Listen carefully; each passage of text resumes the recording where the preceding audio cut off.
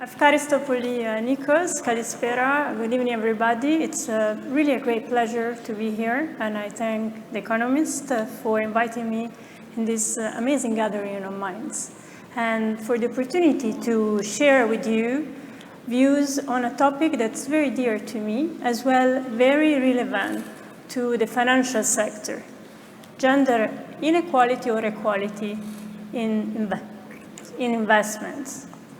So there are two news for tonight. There's a good news and a bad news. Let's start with the bad news. As yesterday we were talking about optimism.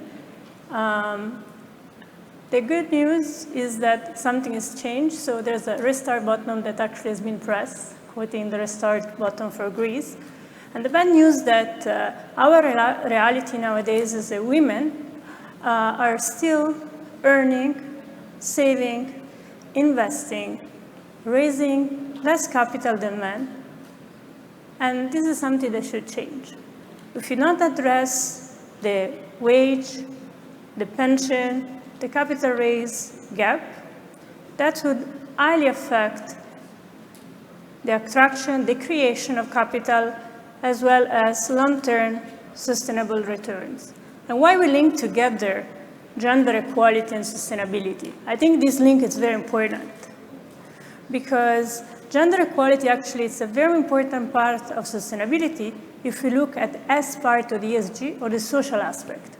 And here we have the good news. So nowadays we are all witnessing around the world a dramatic acceleration of the sustainability agenda. Corporate, countries, long-term investors, pension funds, sovereign funds, central banks, international financial institutions are all incorporating the different level in a different way ESG-related criteria.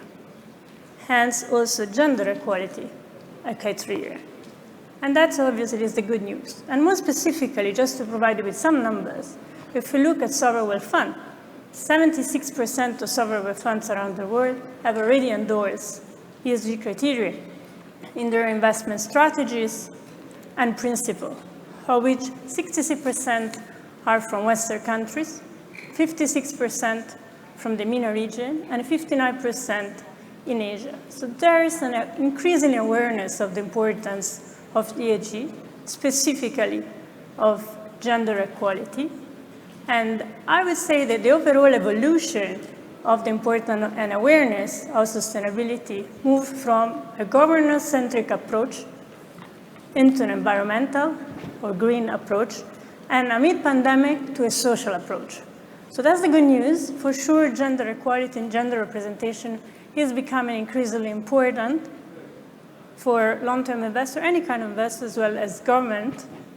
But we're still facing two major challenges: women representation in leadership and board, and as well as equalizing men in raising capital, especially in the VC sector. The good news is that there's an increased awareness also of gender equality as an important element to turn sustainability into profitability. And again, to provide you some numbers, I think it's very important to say that according to Harvard Business Review, when a minimum of 30% of women are represented at the C-suite level, profitability jumps by up to 15%. And when we look at tech startups, that I think we had a panel earlier, and they are the new sector of interest of long-term investors, we are talking about higher returns on average of 35% of women-led enterprises. So clearly, there is a link between sustainability, gender equality, and profitability. But despite this, it's still difficult to find women represented in boards, and not only in FTSE 100 and Fortune 500. So I guess this is an interesting topic where all of us in our daily activity can really think about the composition of our company, of our board, or eventually of our department in a government. Specifically, the financial sector suffers a lot of low representation of women. In fact, when we look at the portfolio management of mutual, hedge, private equity, venture capital funds. These are managed only in their 4% by women. And the asset under management of women goes from 1 to 3% in accordance to the different asset classes. Going to the second challenge I mentioned earlier, how is difficult fundraising for women? If you look at the overall fundraising for new businesses, 86% of the venture capital fundraising goes to men-led companies.